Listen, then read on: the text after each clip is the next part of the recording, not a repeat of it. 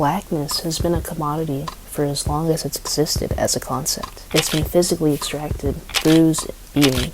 It has been mocked and humiliated for the entertainment of whites. And now, it is being condensed into a brand-friendly archetype for your favorite artists to slot themselves into.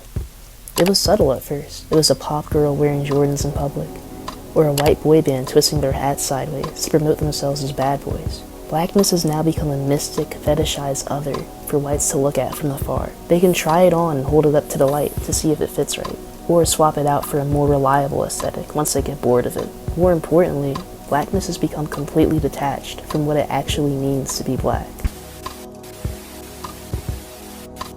Huda from Love Island is a perfect example of this. Like many white women before her, she's on a quest to push herself as close as she can to blackness without permanently tainting herself. The music video for her new single, Bad Girls, is a perfect case study. In the intro, we watch as she tactfully places her $7,000 Chanel bag into the camera's focus, and then launches into a black scent-filled monologue. Hey, so let's be bad! Okay. We watch her hair extensions grow towards the ground and then slither across the floor, right before Huda and her girls, who are all wearing big hoop earrings, break into dance. This type of visual language is what happens when you only see black people as a monolith who are to be marketed to, not a valid group of people with their own cultural identity. The first 3 lines of the chorus are, got that walk, got that talk, got that boss, got that sauce, got that drip, got that grip. A few lines later we get, too fly, too high, pressure, apply. This song is somehow less than the sum of its parts. Its lazy lyricism and lack of musicality does a disservice to the late 2010s trap-inspired pop, which it's so desperately trying to imitate. A song this inauthentic could only be produced by someone who has spent so much of her life trying to pick and choose elements of black culture to be co-opted into her life that she doesn't even see them as parts of black culture. Huda uses black language for the sole purpose of expressing her proximity to blackness.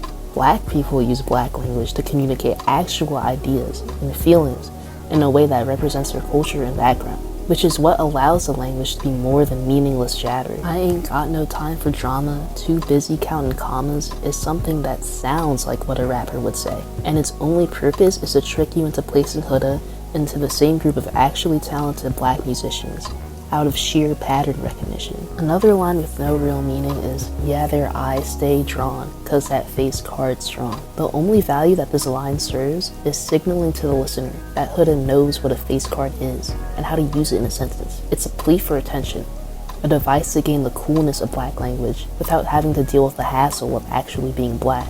Before the term face card was popularized and then badly mangled on TikTok, it was used exclusively by black women, and as is the case with most AAVE, black women were disparaged, called ghetto, and seen as subpar English speakers just for using the term. Now that the term is safe and fun enough for white speakers to use, it magically loses its negative connotation, and the dirtiness which came with using a word only for the blacks. When there's a disconnect between the target identity that a person is trying to perform and the person's actual identity, the facade immediately falls apart the moment that someone who is a member of the target identity gets to take a look at it.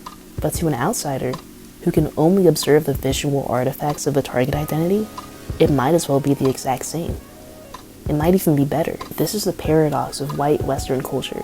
Things that are purely and organically black are seen as repulsive, while people who mimic blackness, sometimes to a T, are able to gain immense status and respect, sometimes from the black community themselves.